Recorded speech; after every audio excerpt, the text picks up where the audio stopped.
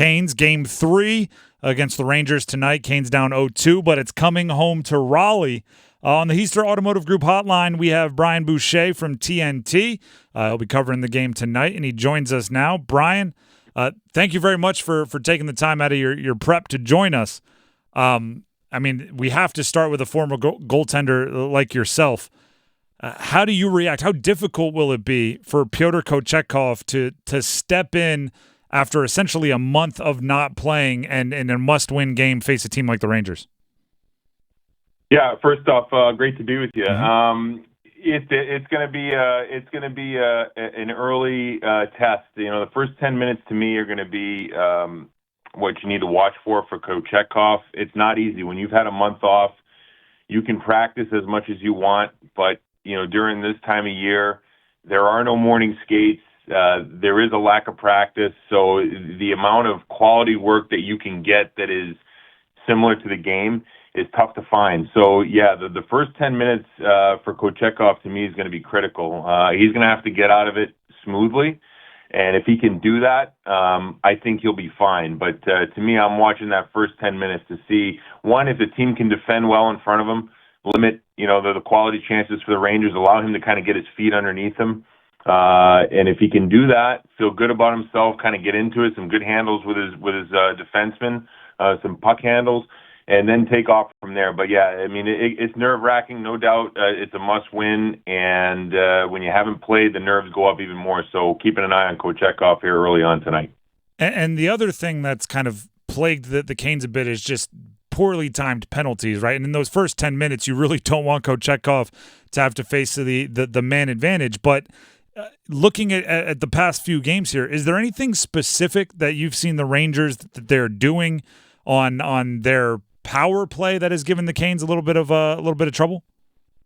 I think it's killer instinct right off the hop. I mean, when I watch that power play, I know Carolina wants to be aggressive on the kill, and I think some of the goals against, you could argue that there's been some bad luck for them as well, but you can see that New York, when they get on the man advantage, they're making quick work of it. It's winning a face-off, it's get to work, it's move it quick, it's exposing that aggressiveness that Carolina wants to play with on the penalty kill. And if you make 3 consecutive passes in a row, you can expose an aggressive penalty kill. They've been able to do it. To me, what I'm seeing is just a Ranger power play that understands that when they get the man advantage, it's got to be a difference maker. It's not a time to go out there and get a 2-minute rest. They have a sense of urgency to it, a killer instinct, and they've taken advantage here early on. What you don't want for the Hurricanes is that a power play for the Rangers that just gains confidence and just takes off in a series, because that can happen, right? Once you start feeling good about yourself and you just know when you get the power play, you're going to score. That's something that can take over a series. The Hurricanes have to find a way. You're right. Stay out of the box early on. Don't give them any early, easy looks. And, don't take the undisciplined penalties. Jordan Martinook talked about it this morning. They've taken too many stick penalties. And he said, we've got to check better with our feet. We've got to do a better job of that. So I think there's going to be a heightened awareness for the Canes tonight to make sure they're not taking penalties that they don't have to take, and give their goaltender a chance to get into the game. Because this power play for the Rangers, when they move it and they've got that confidence that they're playing with, they're dangerous. I know the Canes in the regular season, they were dangerous, but the Rangers have elevated to another level right now in the playoffs, and the Canes have to come up with an answer. The best way to do it is to stay out of the box early on. Brian Boucher of TNT joining us on the Heister Automotive Group hotline. Let's flip it. The Canes are 0-5 on their power play in each of the first 2 games of this series. Are they lacking killer instinct? Is that what you're saying?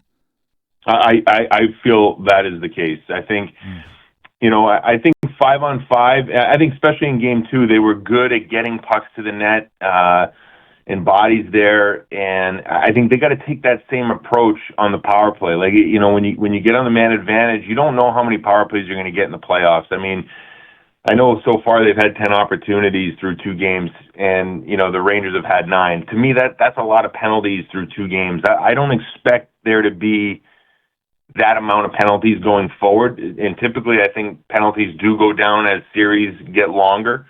So if you only get 2 opportunities, you have to go out there with the mindset to get it right away. And I think, the way that they played 5-on-5 in game 2, where they got a lot of pucks and bodies there, redirections, make it difficult for Shesterkin. They've got to apply that to the power play. And if they do that, I think they can gain some confidence, potentially get a goal. And once they get a goal, I think, maybe they won't be gripping it as much when they get on the power play. But yeah, I think in the first two games, it's been a little too casual on the power play. Just not the same type of bite that you've seen from the Rangers in that sense of urgency that I've seen on the other side. Are the Canes missing Pesce a bit more than maybe we all anticipated they would be missing him going down with that injury and still waiting for him to get back on the ice?